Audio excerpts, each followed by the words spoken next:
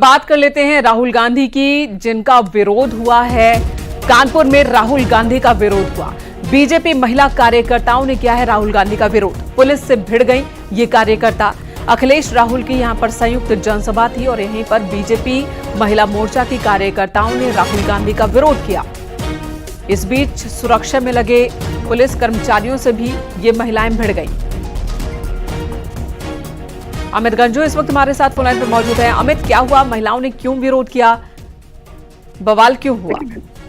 देखिए मेनका जी, मैं आपको बताना चाहूंगा, ये पूरा मामला कानपुर के जीआईसी इंटर कॉलेज के उस ग्राउंड का है जहां आज गठबंधन की एक रैली होनी थी या जनसभा होनी थी। उसको लेकर जैसे ही इनको भारतीय जनता महिला मोर्चा की नेत्रियों को पता चला कि राहुल गांधी को जिस प्रकार से उन्होंने टिप्पणियां की हैं वो कहीं ना कहीं से महिलाएं आहत हैं, उसको लेकर उनके इस कार्यक्रम स्थल पर जब उनकी फ्लीट निकल रही थी उसके बाद उस कार्यक्रम का विरोध करने के लिए महिलाएं वहां एकत्रित हुई। इसमें भारतीय जनता महिला मोर्चा की महिलाएं थी और कुछ सामाजिक संगठन की थी।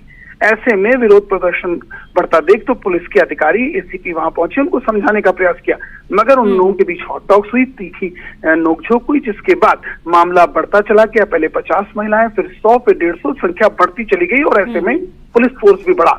जब इसकी सूचना भारतीय जनता पार्टी के प्रदेश उपाध्यक्ष और MLC सलील बिश्नोई को लगी तो वो भी अमित, राहुल गांधी के किस बयान से ये महिलाएं गुस्सा में थी और इनकी मांग क्या थी? देखिए मैं आपको बताना चाहूंगा, वही कह रहा था कि उनका ये कहना है।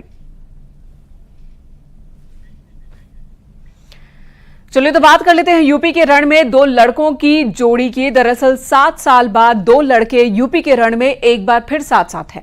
कन्नौज में अखिलेश यादव के लिए राहुल गांधी प्रचार कर रहे हैं तो रायबरेली में राहुल गांधी के लिए अखिलेश यादव प्रचार करने वाले हैं, क्योंकि सवाल साख का है, सवाल प्रतिष्ठा का है। इसी पर दिखाते हैं आपको ये रिपोर्ट।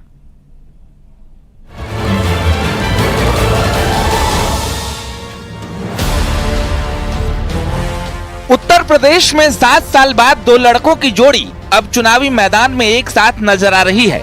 राहुल गांधी अखिलेश यादव के लिए प्रचार कर रहे हैं तो अखिलेश यादव राहुल गांधी की जीत का दावा कर रहे हैं और निशाना बीजेपी पर साध रहे हैं। लेकिन सबसे बड़ा सवाल है, जो गठबंधन 2017 के विधानसभा चुनाव में फेल हो चुका है, जिस जोड़ी को यूपी की जनता पहले ही नकार चुकी है, क्या उसका असर 2024 के लोकसभा चुनाव में दिखेगा? दरअसल कन्नौज से अखिलेश यादव चुनाव लड़ रहे हैं। 2019 में सपा कन्नौज सीट हार गई थी। कन्नौज अखिलेश के लिए साख का सवाल है। वहीं अमेठी छोड़ राहुल रायबरेली से लड़ रहे हैं। रायबरेली में राहुल गांधी की प्रतिष्ठा दांव पर लगी है और यूपी के दोनों लड़के इसी प्रतिष्ठा की लड़ाई लड़ने के लिए साथ साथ आ चुके हैं। याद रखो, नरेंद्र मोदी हिंदुस्तान का प्रधानमंत्री नहीं बनने वाला है। यहां पे मेरे भाई अखिलेश यादव को भारी बहुमत से जिताना है, सबसे ज्यादा वोटों से जिताना है। इंडिया गठबंधन के सारे कार्यकर्ताओं मिलकर एक हो जाओ। हमारा किसान, नौजवान और इस देश की जनता बदलाव चाहती है। बीजेपी के लोगों ने पिछले 10 साल में और लखनऊ की सरकार ने 7 साल में जनता को झूठी बातें और वादे झूठे देकर के गुमराह करने का काम किया है। हम सब मिलकर के, इंडिया गठबंधन और समाजवादी पार्टी मिलकर के इनको सबक सिखाने जा रही है। इस चुनाव में राहुल गांधी के लिए विरासत की सियासत बचाने की चुनौती है तो अखिलेश यादव के लिए 2019 में मिली डिंपल यादव की हार का बदला लेने का मौका। लेकिन इसे चरितार्थ कर पाना इतना भी आसान नहीं, क्योंकि बीजेपी दावा कर रही है साइकिल का पंचर होना तय है।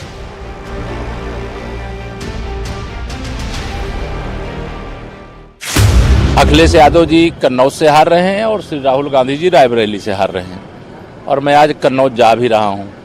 ये दोनों साथ निकलें चाहे अलग अलग निकलें, कमल खिल नेतृत्व वाली सरकार राशन दे रही है, कांग्रेस तो भाषण देकर के सारा राशन खा जाती है। अगर वोट प्रतिशत की बात करें तो इसका खेल काफी जटिल है। 2017 के चुनाव में एसपी कांग्रेस साथ लड़ी। सपा कांग्रेस का वोट प्रतिशत 21.8 रहा। चुनाव में बीजेपी को 39.7% वोट मिले। बीएसपी का वोट प्रतिशत 22 तक चला गया। कुछ ऐसी ही तस्वीर इस बार के चुनाव में भी दिखने लगी है। लेकिन बड़ी बात यह है कि ये विधानसभा का नहीं बल्कि लोकसभा का चुनाव है, जिसमें भले ही अखिलेश यादव और राहुल गांधी अपनी अपनी सीट बचाने के लिए जूझ रहे हों और बीजेपी का 80 में 80 सीट जीतने का लक्ष्य रखना दो लड़कों की जोड़ी पर भारी पड़ने वाला है। Bureau report, news 18।